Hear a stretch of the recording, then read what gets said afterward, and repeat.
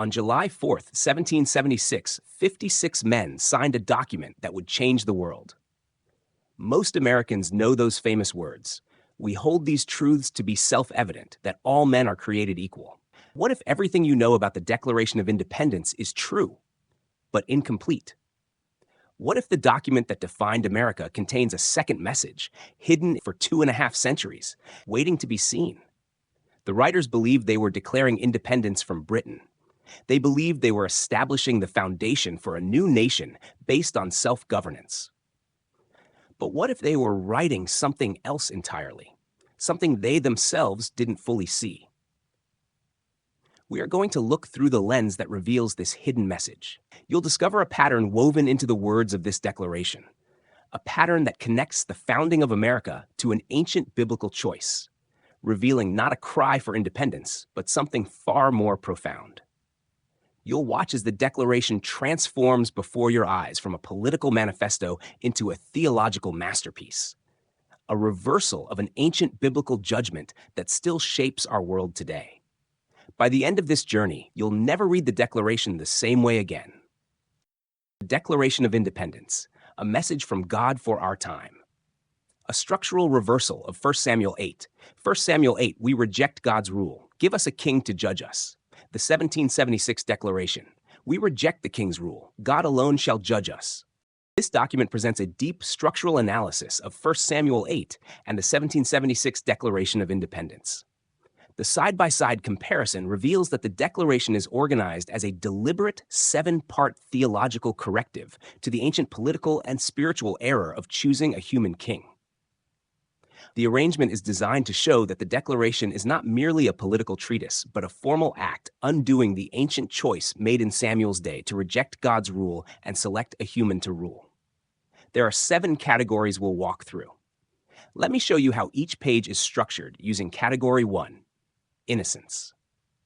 At the top, you'll see Part 1 of 7, the transfer of power. This tells us what's happening between these two documents at this specific moment in their stories. Below that, Innocence. This represents the start. The scene is being set.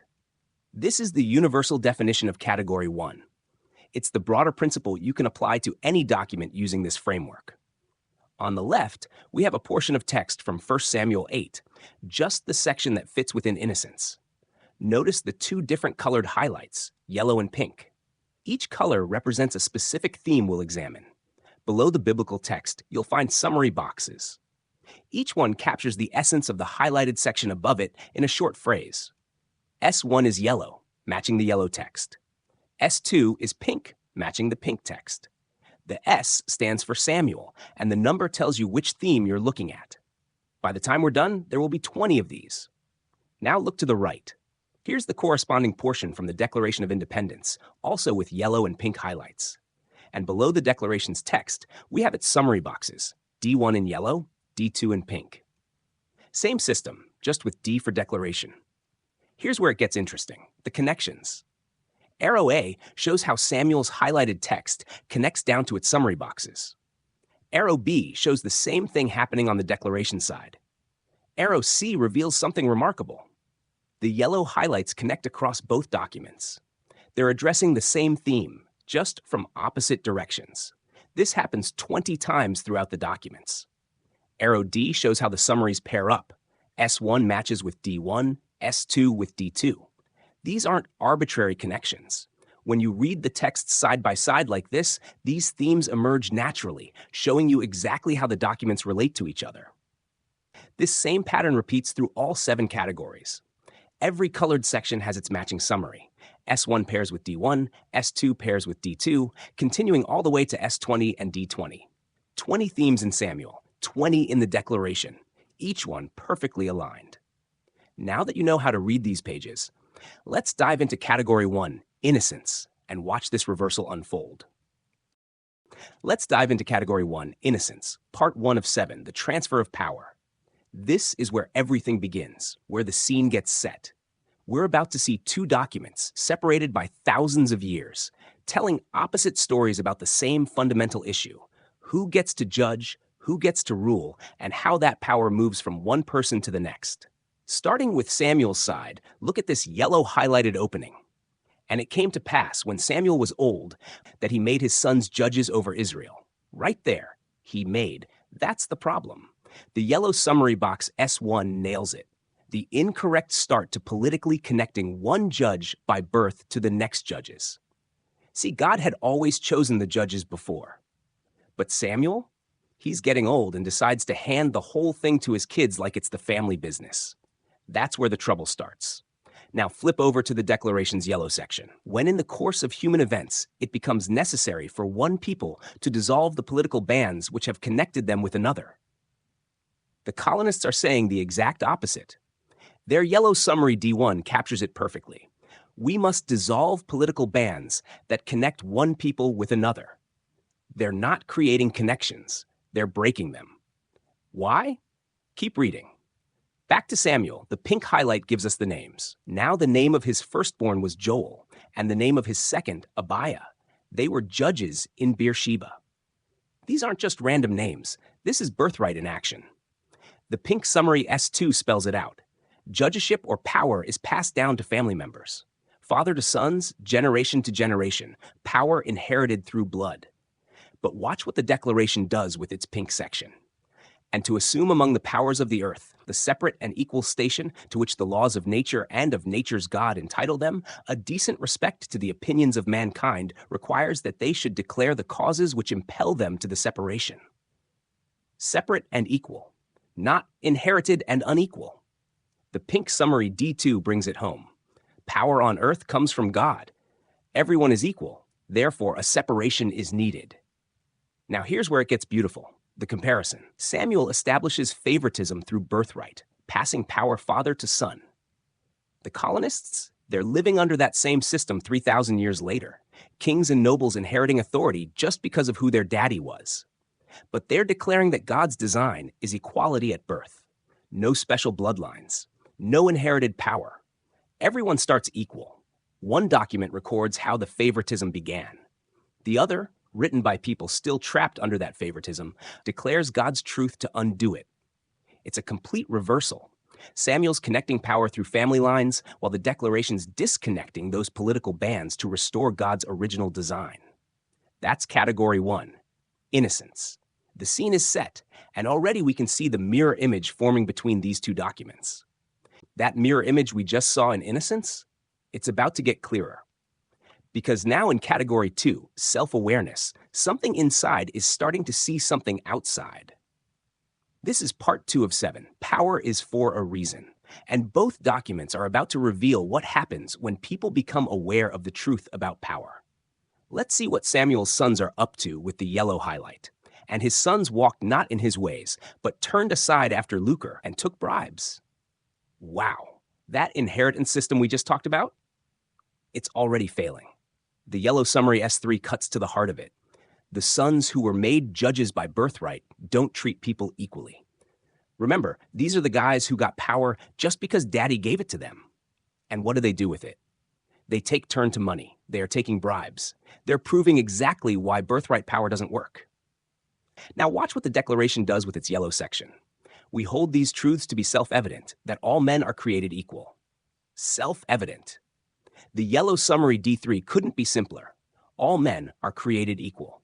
While Samuel's sons are showing inequality in action, treating people differently based on who pays them, the declaration is declaring the opposite truth. Not some men are created special. Not some families get to rule. All men equal. From birth. Here comes the pink highlight from Samuel. Just one devastating phrase, and perverted judgment. The pink summary S4 drives it home. Judgment has been perverted. That's what happens when power is inherited instead of earned, when it comes from your bloodline instead of your character. But the declaration's pink section keeps building on that equality, that they are endowed by their creator with certain unalienable rights, that among these are life, liberty, and the pursuit of happiness. The pink summary D4 connects it all. We have equal rights from our creator, not from a king, not from inherited position, from the creator himself, and they can't be taken away. So here's the reversal in self-awareness. Samuel's sons become aware they can exploit their inherited power. They see people as sources of bribes, not equals to serve. But the colonists become aware of the opposite truth. that their creator, not some king, gave them rights. The very judgment that's perverted in Samuel gets restored in the declaration. One document shows corrupted judges who don't treat people equally. The other declares that equality is God's own truth, so obvious it doesn't even need proving. It's self-evident. The mirror keeps reflecting, but now with moral clarity. The corruption Samuel's inheritance created is exactly what the declaration aims to destroy. That mirror image we just saw in self-awareness, it's about to get clearer. Because now in category 3, government, something happens. This is part 3 of 7, deciding on power. And we're about to see not just one decision, but 3 connected moments unfolding. Both documents are establishing order, but watch how 3 distinct themes emerge as they do. Let's start with Samuel's yellow highlight. Then all the elders of Israel gathered themselves together and came to Samuel unto Ramah, and said unto him, Behold, thou art old, and thy sons walk not in thy ways. They're confronting him directly. The yellow summary S5 captures their motivation. They see corruption, treatment not equal. They've seen enough. Samuel's old, his sons are corrupt, and something has to change. Now the declaration's yellow section, that to secure these rights. Just 5 short words, but those words point back to what they became aware of in the last category, the rights given by the Creator. The yellow summary D5 reveals everything. We need to secure God-given rights. See? Both groups have reached the same realization. Corruption exists, rights are at stake, and action must be taken.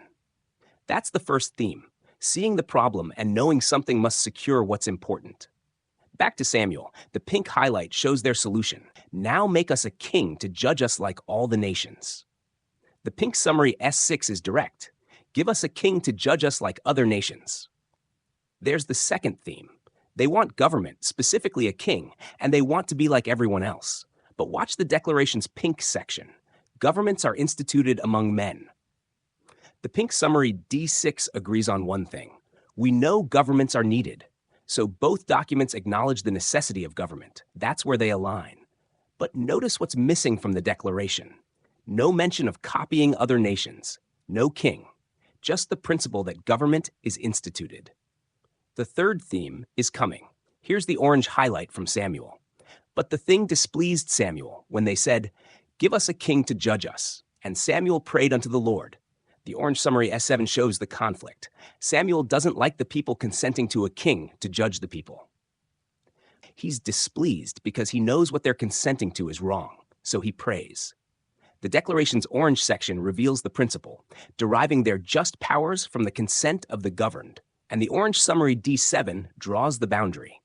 We only consent to just powers over us. That's the third theme, consent. Both documents are dealing with the people's consent, but for opposite things. Here's the 3-part reversal. Both see corruption and know rights must be secured. Both recognize government is needed. But Samuel's people consent to a king like other nations, and Samuel is displeased because that consent is wrong. The colonists, they establish that consent only goes to just powers, not any power, not any king, only what is just. One document records people consenting to the wrong thing. The other establishes consent only to the right thing. That's category 3, government. 3 themes, 3 decisions. And order is being established, but 2 completely different kinds of order. Number 4, 3 themes, 3 decisions. And now we've walked through parts 1, 2, and 3.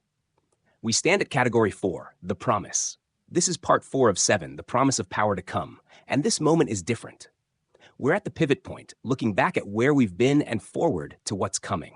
Something is promised here, but it's not here yet. Let's see what that promise is. Starting with Samuel's yellow highlight, and now God himself speaks. And the Lord said unto Samuel, Hearken unto the voice of the people in all that they say unto thee. For they have not rejected thee, but they have rejected me, that I should not reign over them. This changes everything. The yellow summary S8 puts it plainly. Give them the king they asked for. God is granting their request. The promise is coming. But notice what he says. They have not rejected thee, but they have rejected me. This isn't about Samuel at all. It's about rejecting God's reign. Over to the declaration's yellow section. That whenever any form of government becomes destructive of these ends, it is the right of the people to alter or to abolish it. and to institute new government, laying its foundation on such principles and organizing its powers in such form as to them shall seem most likely to affect their safety and happiness. The yellow summary, D8, establishes the principle, the right to abolish destructive government. See the reversal already forming? God promises to give them the king they want. The colonists promise to abolish the king they don't want. Both are looking forward to what's coming, but in opposite directions. Now the pink highlight from Samuel, and God tells them to look back. According to all the works which they have done since the day that I brought them up out of Egypt, even unto this day, the pink summary S9 reminds them, look back at being freed from Egypt. God is saying, remember? Remember when I delivered you from Pharaoh? Remember when I freed you from tyranny? This isn't the first time you've been at this crossroads. The declaration's pink section also looks back. Prudence, indeed, will dictate that governments long established should not be changed for light and transient causes. And accordingly, all experience hath shewn that mankind are more disposed to suffer, while evils are sufferable, than to right themselves by abolishing the forms to which they are accustomed. The pink summary D9 captures their reflection. We have looked back. We endured abuses. They're saying, we didn't rush into this. We've suffered long. We've endured. We tried to make it work. Looking back, we see the pattern of patience before action. Here comes the orange highlight from Samuel, and God completes his thought. Wherewith they have forsaken me, and served other gods, so do they also unto thee. Now therefore hearken unto their voice. The orange summary S10 reveals the pattern. The people have always turned from God, so give them the king they asked for. This is the promise. You've always turned away. You're turning away now, so I'll give you what you want. The promise comes with consequences, written all through history. The declaration's orange section drives toward the breaking point. But when a long train of abuses and usurpations, pursuing invariably the same object, evinces a design to reduce them under absolute despotism, it is their right, it is their duty, to throw off such government and to provide new guards for their future security. The orange summary D10 declares their solution. Abused by the king, we want new guards. The promise here? We will throw off this tyranny and establish new guards. Not a king, guards that will focus on the separate and equal under nature's God from Category 1, innocence. Guards built on unalienable rights from the Creator from Category 2, self-awareness. Guards creating a government with only just powers from Category 3, government. The new guards doesn't mean new, as in the next set of guards. It's referring to new guards that have never existed on earth before, because everyone has always forsaken God. If there has ever been a reversal, this is the grand reversal of all time. Here's the complete reversal in the promise. God looks back at Israel forsaking him throughout history and promises to give them the king they demand, knowing it will end badly. The colonists look back at enduring long abuse under a king and promise to abolish that destructive government, knowing they need new guards, not another king. One promise leads to bondage. The other leads to freedom. Both documents stand at the pivot point, Part 4, with the promise declared but not yet fulfilled. To see how these promises play out, we'll have to walk through Parts 5, 6, and finally arrive at Part 7. That's Category 4, the promise. Something is coming, but it's not here yet. We've walked through innocence, self-awareness, government, and stood at the promise, looking at what's coming. The promise has been made. Israel will get their king, and the colonists will establish new guards that have never existed before. But the promise isn't fulfilled yet. To get to Part 7, God's rule, we must walk through Parts 5 and 6, and Part 5. This is where we see what actually happens when the promise starts to unfold. We're entering Category 5, Law. This is Part 5 of 7, the result of power, and it's about the rules established to govern life. But this category is different. It's the longest, the most detailed, and it needs to be broken into 3 sections because of what it contains. Think of it like a legal case being presented in court. Part 5A, the warning, foundation. Setting up the case. Here's what will happen if you choose a king. Part 5B, the evidence, application. Presenting the facts. Here's what the king actually did. Part 5C, the outcome, consequence. The verdict, we cried out, but no one listened. This is the longest section for a reason. Here's where both documents lay out their detailed case, the specific charges about how kingly power actually operates.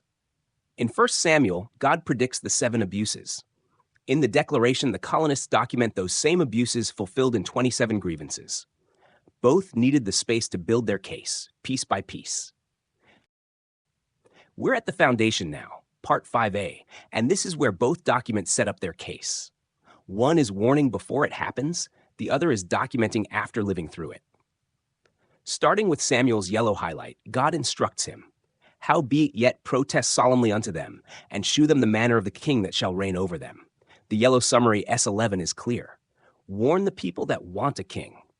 This is the last chance. Before they get what they asked for, God says warn them. Show them what's coming. Now the declaration's yellow section. Such has been the patient sufferance of these colonies, and such is now the necessity which constrains them to alter their former systems of government. The yellow summary D11 reveals their reality. We have patiently suffered. We want to alter away from a king. See the timing? Samuel's people are being warned before they get a king. The colonists have already lived under one and suffered. Back to Samuel's pink highlight. And Samuel told all the words of the Lord unto the people that asked of him a king. The pink summary S12 shows what Samuel does. Samuel delivers God's complete message about what a king will do to them. He's not holding anything back. Every word the Lord spoke, Samuel is passing on. The declaration's pink section describes what they've compiled.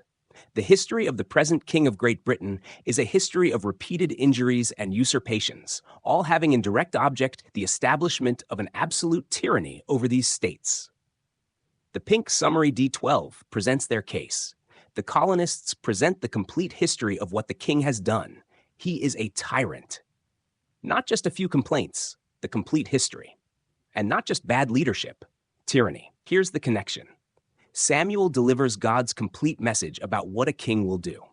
The colonists present their complete history of what the king has done. Both are comprehensive. Both hold nothing back. One is a warning before. The other is evidence after. Now comes the orange highlight from Samuel, and he begins. And he said, "This will be the manner of the king that shall reign over you." The orange summary S13 announces what's coming. Tell the people the list of things that a king will do to them. He will, he will, he will. A list is coming. The declaration's orange section makes their own declaration. To prove this, let facts be submitted to a candid world. The orange summary D13 mirrors the structure. A list of facts is coming of what the king has done. Tell the world. He has, he has, he has. To prove tyranny, here come the facts. Here's part 5A, the foundation. God warns what a king will do, and Samuel delivers that complete message. The colonists document what the king has done and present that complete history. Both announce the same thing. A detailed list is coming. Samuel says, "This will be the manner." The declaration says, "Let facts be submitted." One list predicts the future. The other documents the past. Both are about to prove how kingly power operates. The foundation is laid. Now comes the evidence. The foundation is laid. The warning has been given. Samuel has delivered God's complete message, and the colonists have compiled their complete history. Now comes part 5B, the evidence. This is where we see the actual list, what a king will do versus what the king has done. Unlike the previous sections where we read each text in full, this time we'll move through the key phrases because these lists are extensive. 7 warnings from Samuel and 27 grievances from the declaration. So just listen to the pattern as it unfolds. Samuel begins with a yellow highlighted warning, and it's relentless. He will take your sons. He will appoint captains over thousands. He will take your daughters. He will take your fields, your vineyards, your olive yards, even the best of them. He will take the 10th of your seed and vineyards. He will take your menservants, your maidservants, your goodliest young men. He will take the 10th of your sheep, and ye shall be his servants.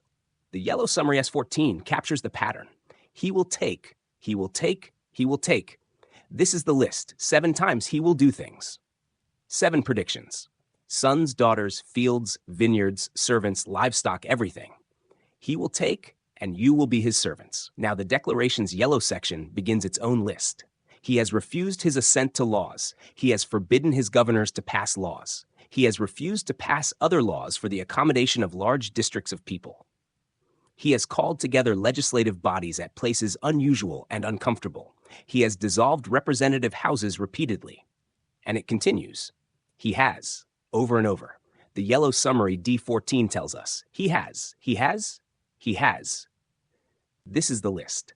27 times, he has done things. What you're hearing are only 5 of those grievances. 22 more are documented but not shown here for the sake of time. 27 charges in total, each one a fulfillment of what Samuel warned would happen. If you want to read the complete list, the full declaration is there waiting. Here's part 5b, the evidence. 7 warnings about what a king will take. 27 charges documenting what the king has taken. The prediction said, he will. The evidence says, he has. Samuel warned them. The colonists lived it. But there's still one more part to this legal case. The evidence has been presented. Now comes the verdict, the outcome of choosing a king and the outcome of documenting his tyranny. What happens when people cry out and no one listens? That's part 5C, and it's coming next. The evidence has been presented. 7 warnings of what a king will do. 27 charges of what the king has done. The case is laid out in detail. Now comes part 5C, the outcome. This is the consequence, the verdict.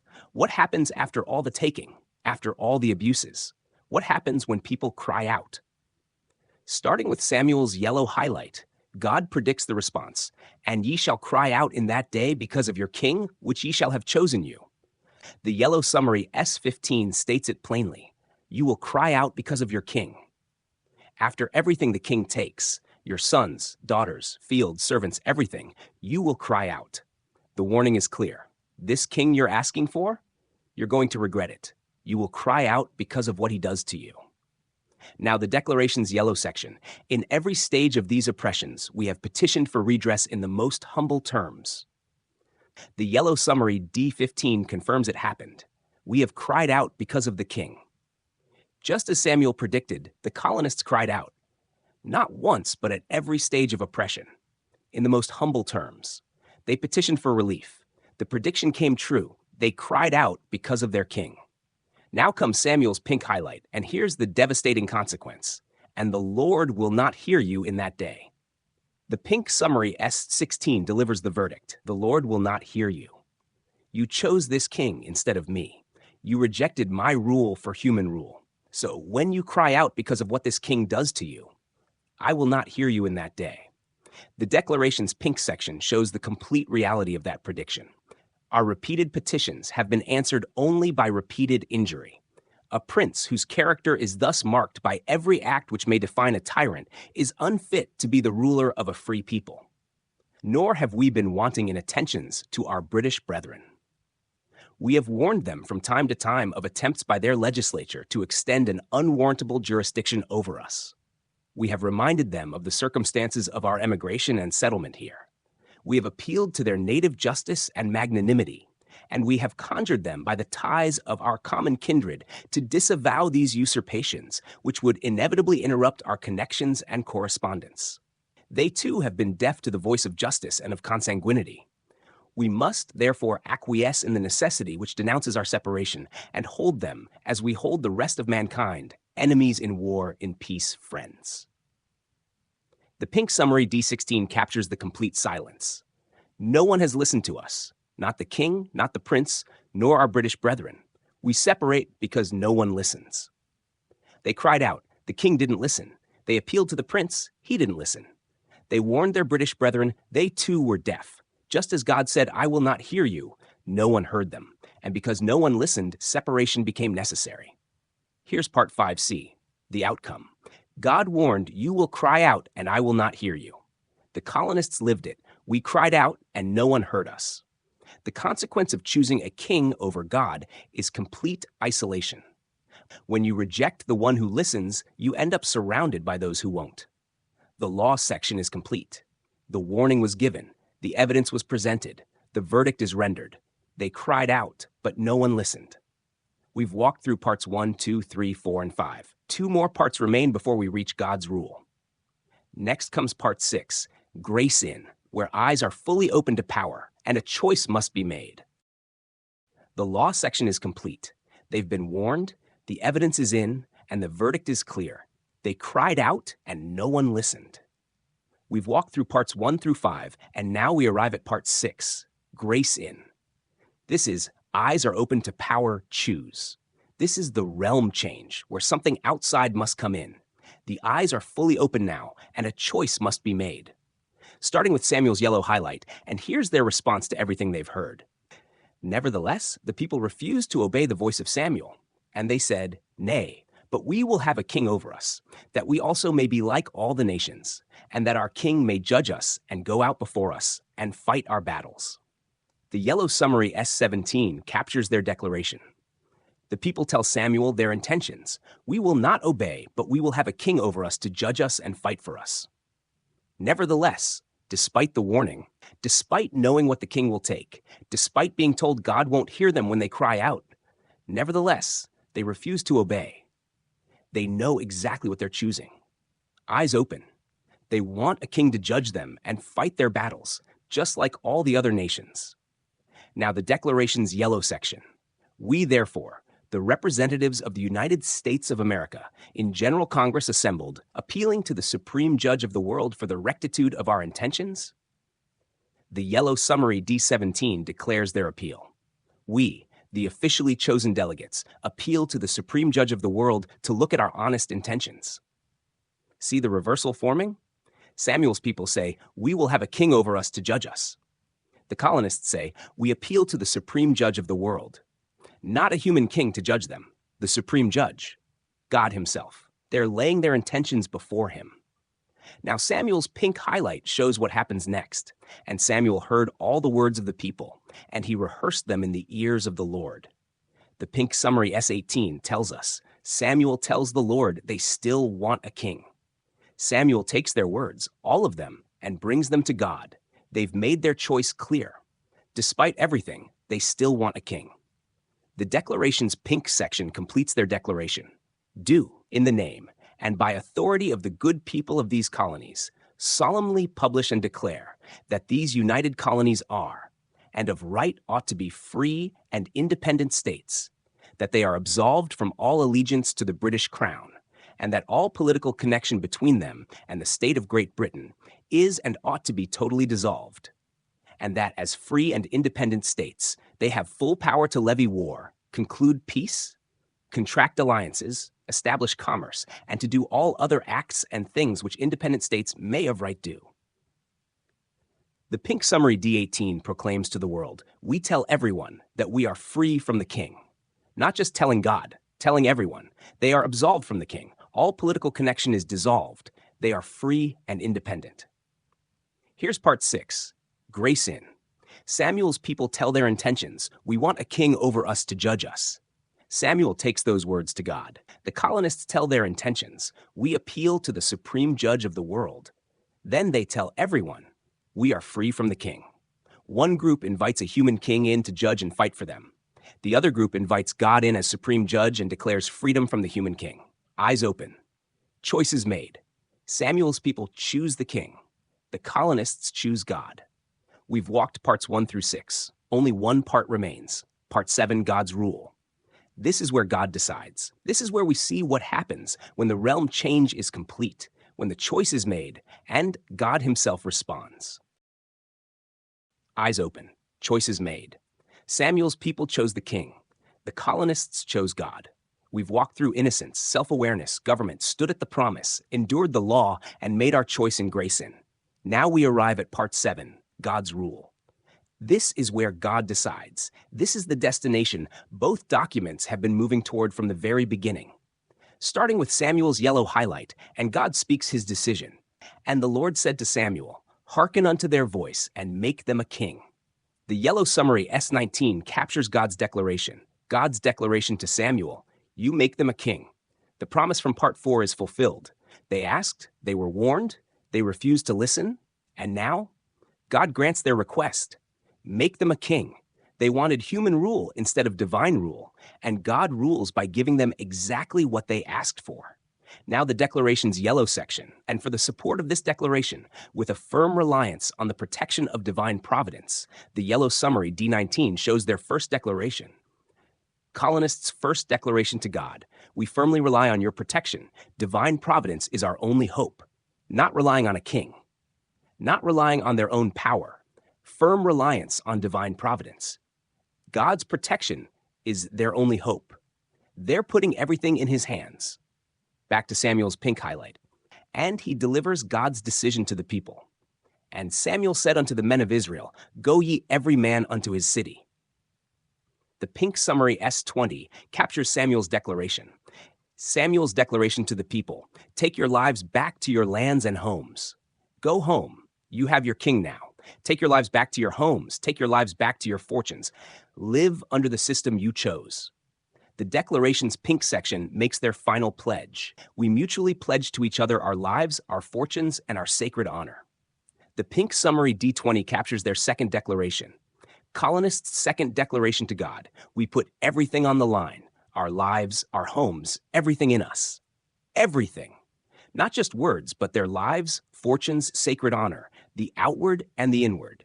They're pledging it all to this reliance on divine providence. Everything is on the line. Here's part 7, God's rule. God tells Samuel, make them a king. The people go back to their cities and homes under human rule. But the colonists, they rely firmly on divine providence's protection and pledge everything they have, their lives, their homes, everything in them, to that reliance. Samuel's people got the king they demanded and went home under his rule. The colonists rejected the king, appealed to the supreme judge, and pledged everything to divine providence's protection. 2 documents, 1 complete reversal. 1 Samuel 8 starts with someone choosing the wrong judges and ends with God granting them a human king to rule over them. The declaration starts with dissolving political bands under God's design and ends with complete reliance on divine providence as their only hope, pledging everything to him. One journey leads to human kingship. The other leads to complete dependence on God. Both arrive at part 7, God's rule. But the destination looks completely different depending on the journey. We reject God's rule. Give us a king to judge us. We reject the king's rule. God alone shall judge us. But there's something deeper in those final phrases, something that reveals the complete difference between these two endings. Let's look at what's actually being offered in light of the whole reversal we've just witnessed. The final proof. Look at these 2 final declarations side by side. Samuel says, go ye every man unto his city. The colonists declare, we mutually pledge to each other our lives, our fortunes, and our sacred honor. Let's break down what's actually being said here. Samuel's declaration, go ye every man unto his city. Every man, that's your lives, your outward existence, your ability to function, to work, to act in the world. The external part of who you are. Unto his city, that's your lands and homes, everything you've accumulated, your property, your material possessions, your fortunes. 2 things, lives and fortunes, external life and material wealth. The colonists' declaration, we mutually pledge our lives, our fortunes, and our sacred honor. Our lives, that's the outward existence, the same as Samuel's every man. The external part. Our fortunes, that's the lands and homes, the same as Samuel's unto his city. The material part. But then there's the third thing, our sacred honor. That's what's inside, your heart, your character, your integrity, your soul. Now here's what makes this profound. Samuel can only address 2 things because there's nothing else left. When you reject God, when you turn away and demand a king instead of him, you lose what matters most, what's inside. Your heart, your honor. They're dead on the inside. Empty. Only rebellion lives there now. So Samuel can only speak to what remains, the external and the material. Go take your lives and go back to your fortunes. That is what is in their cities. The fortunes are their cities. The king will eventually take them. God just warned you about that. But that's all there is to take. You've already lost what was inside. There's no sacred honor left to mention. It died when you rejected God. They're going home to wait. Passively. And the king will come and take these 2 things from them. It's judgment unfolding slowly. But the colonists, they're doing something completely different. They're not passively waiting for the king to continue taking these things under judgment. They're actively putting everything on the line right now and offering it to God. They're saying, we already don't truly own these things. Under the judgment, kings take them. It's been happening for 3,000 years. It's happening to us right now. Our lives aren't really ours. The king controls them. Our fortunes aren't really ours. The king takes them. So here's what we're doing. Instead of letting the king continue taking these things, we're placing them in your hands. We're surrendering them, not to continued slavery under human rule, but as an offering to you, the real king. We're putting them into your providence, not leaving them in the earthly king's hands to be taken. Either you hear our appeal and we live under your protection, in which case our lives, fortunes, and honor are yours to guard, or we lose everything. But if we lose it because you allowed it, standing before you as judge, not living under judgment in passive submission to human tyranny while the king strips us bare. If these things are taken, it will be God's doing, not the king's. We have nothing to lose that isn't already being taken under judgment. So we're putting it all on the line. Our only hope is you, and they can offer all three things: lives, fortunes, and sacred honor, because they still have what's inside. They're returning to God, and the inside is alive. Their hearts are full. Their honor is sacred. They can offer what Samuel's people had already lost. That's the difference. That's what makes this a true reversal. That's the final proof. In Samuel's day, two things passively carried home, waiting for the king to take them under judgment. The inside is dead. Nothing sacred remains. In 1776, three things actively offered to God, placed in divine providence's hands instead of the king's. The inside is alive. Everything, external, material, and internal, surrendered to the real king. One people dead inside, with only two things left, waiting for the king to take them. Another people alive inside, offering all three things to God, refusing to let the earthly king have them. Two things versus three things. Passive waiting versus active surrender. King takes under judgment versus offering to God in appeal. Empty inside versus alive inside. That's what happens when you reject God versus when you return to him. Samuel's people went home with empty hearts, carrying only their lives and possessions back to certain judgment, waiting for the king to strip them away. The colonists put full hearts on the line, offering lives, fortunes, and sacred honor directly into the hands of divine providence, bypassing the earthly king entirely. If they lose it to God, not to tyranny. Two things versus three things. That's the difference. That's what's been hidden here all along. That's the complete reversal. The complete reversal, a summary. We've walked through all 7 parts, 7 very specific categories, in a very specific order. That was a lot to absorb all at once. We need to show a condensed summary of all the reversing and agreeing that we have just walked through. But before we look at a condensed summary from the macro level, understand this at the micro level. Every word, every phrase was accounted for. In both documents, from beginning to end, nothing is left out. 20 theme changes in 1 Samuel 8, from S1 through S20. 20 matching themes in the declaration, from D1 through D20.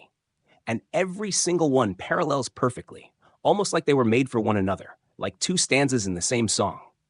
There are no gaps, no missing pieces, no cherry picking. Every phrase in Samuel's text finds its answer in the declaration. Every phrase in the declaration responds to Samuel, complete, comprehensive, total. Now we will look at what that completeness reveals at the macro level. The summary chart. Category 1, innocence, reversed. 1 Samuel 8, human inherited system and favoritism, power passed through bloodlines. The declaration, equal power, no inherited system, everyone created equal by God's design. The favoritism that started in Samuel is undone by the declaration's affirmation of equality. Category 2, self-awareness, reversed. 1 Samuel 8, favoritism transforms into corruption. Samuel's sons pervert judgment. The declaration, all equal, Creator gives right to life. God-given rights for everyone. The corruption from inherited power is reversed by declaring Creator-given equality. Category 3, government, reversed. 1 Samuel 8, we need to fix the favoritism and corruption. Give us a king. Give us a king like other nations. The declaration, we choose only just power in government. Consent only to just powers. The demand for a king is reversed by limiting consent to just powers only. Category 4, the promise, reversed first. Samuel 8, give them a king, but look back. Remember Egypt, remember your pattern of forsaking me. The declaration, we looked back, abolish corrupt government. We've endured, now we act to establish new guards. God's promise of a king is reversed by the colonists' promise to abolish kingship and create something never seen before. Category 5, Law. Agree. Here's where something remarkable happens. Both documents agree. 5A, Law. Agree. Prepare a list to warn them. We are preparing a list. The warnings are true. 5B, Law. The list. He will, he will, he will. The list he has, he has, he has. 5C, Law. No one will listen in the day of the king. No one is listening in the day of our king. Samuel warns what a king will do. The declaration documents what the king has done. The prediction matched reality perfectly. Both documents present the same truth about how kingly power operates, taking, taking, taking. And in both cases, no one listens to the cries. This is the only category where they agree, and it proves the point. The warnings were true. What God said would happen happened exactly as predicted. Category 6, Grace in. Reversed. 1 Samuel 8. Give us a king, a human judge. We will not listen to God. The declaration. Give us God, the supreme judge. We will not listen to the king. The choice for human judgment over God is completely reversed. They choose God as supreme judge over human kingship. Category 7. God's rule. Reversed. 1 Samuel 8. Samuel, make them a king. The declaration. We rely on protection of divine providence. 1 Samuel 8. Samuel sends them home. The declaration. We put our homes and lives on the line. God grants them a king, and they go home to wait for judgment. The colonists rely on divine providence and put everything, lives, fortunes, and sacred honor, on the line, offering it all to God instead of letting the king take it. 6 categories completely reversed. 1 category where both documents agree on the truth about kingly power. 20 themes in Samuel, 20 themes in the declaration. Every single one accounted for. Every word finds its partner. Every phrase has its answer. Nothing left out. Nothing skipped. Complete alignment across both texts. 1 Samuel 8 documents the ancient choice. Reject God. Choose a human king. Go home under judgment. The Declaration of 1776 reverses that choice. Reject the human king. Choose God as supreme judge. Offer everything to divine providence. 2 documents. 1 complete reversal. 1 path leads to bondage under human rule. The other leads to freedom under God's protection. From innocence to God's rule, every step reversed, every choice corrected, every error undone. Except for the law section, where both documents agree on one terrible truth. Kings take everything, and no one listens when you cry out. That's why the reversal was necessary. That's why the colonists had to walk the opposite path. That's why they ended by offering everything to divine providence instead of waiting for a king to take it under judgment. The complete 7-part reversal, 20 themes perfectly matched, every word accounted for, hidden in plain sight for 250 years. In Samuel's day, they said, "We reject God's rule. Give us a king to judge us." In 1776, God said, "We reject the king's rule. God alone shall judge us." Epilogue. What does this mean? Think about what we've just witnessed. 2 documents, written 3,000 years apart, different authors, different languages, different continents, different circumstances, and yet every word accounted for. 20 themes in Samuel, 20 themes in the Declaration, perfect alignment, complete reversal, not a single gap, not one phrase left unmatched. The first 4 categories, reversed point by point. The 5th category, both documents agree on the terrible truth about kingly power. The final 2 categories, reversed again, ending with complete dependence on God versus complete rejection of God. And not just conceptually similar, structurally identical, the same 7-part pattern, the same sequence, the same progression from innocence to God's rule. How does this happen? How do men writing in ancient Israel, recording the moment their nation rejected God for a human king, somehow create a document that perfectly sets up, word for word, theme for theme, a reversal that won't be written for 3,000 years? How do men in 1776, writing what they believe is a political declaration of independence, somehow craft a document that answers line by line, section by section, an ancient text about rejecting and returning to God? The precision is staggering. The completeness is undeniable. The alignment is impossible.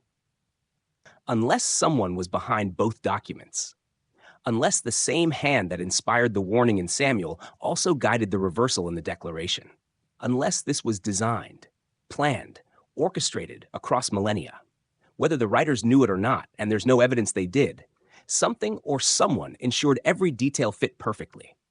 A restoration hidden in plain sight, a theological reversal wrapped in political language, a solution to an ancient error delivered in the moment we needed it most. If that's true, if God orchestrated this, then what is he telling us? Not just America, not just one nation. The Declaration itself says it. Let facts be submitted to a candid world. Tell the world, this message isn't local, it's universal. For 3,000 years, humanity has lived under the pattern established in 1 Samuel 8. We've chosen human kings over divine rule. We've lived under the he will take curse, kings taking our sons, our daughters, our property, our freedom. We've cried out, and no one has listened. Every nation, every government, every system of human rule, all operating under the same judgment. The Declaration shows the way out. Not through better human systems, not through more sophisticated governments, not through revolutions that just replace one king with another. The way out is the reversal. Return to God as supreme judge. Place everything, lives, fortunes, sacred honor, in his hands instead of human hands. Rely firmly on divine providence, not human power. This isn't just American history. This is human history. The problem started in Samuel's day, but it's everyone's problem. The solution was hidden in the Declaration, but it's everyone's solution. Are we standing at the promise one more time? Do we have the choice again? Not just America, the whole world. Every nation living under the same curse. Every people crying out with no one listening. Every system built on human rule rather than divine rule. God has shown us the pattern. He's revealed the reversal. He's made the solution visible. The question is, will we see it? Will we choose it? Will we walk the 7-part path from innocence to God's rule, not as isolated individuals, not as one nation, but as humanity returning to the one we rejected 3,000 years ago? The documents are there. The proof is undeniable. The message is clear. What we do with it, that's up to us. But now we know. The curse can be reversed. The judgment can be lifted. The way back to God's rule has been shown. 2 documents, 3,000 years apart, revealing one truth. We rejected God's rule. Give us a king to judge us. We reject the king's rule. God alone shall judge us. The choice that was made can be unmade. The error that was committed can be corrected. The path that led to bondage can lead back to freedom if we're willing to walk it. Not just America, the whole world. God has spoken through these documents. The question is, are we listening? What's coming in the future? This is only the beginning. The 7-part pattern, when you apply it as God leads, reveals every mistake and uncovers every fix. We're just getting started. Next, we'll learn the folding principle. We'll look back to the Exodus story, the freedom from Egypt that God told Samuel to remember. And we'll look forward to the U.S. Constitution, what we chose as our government after we were freed from the king.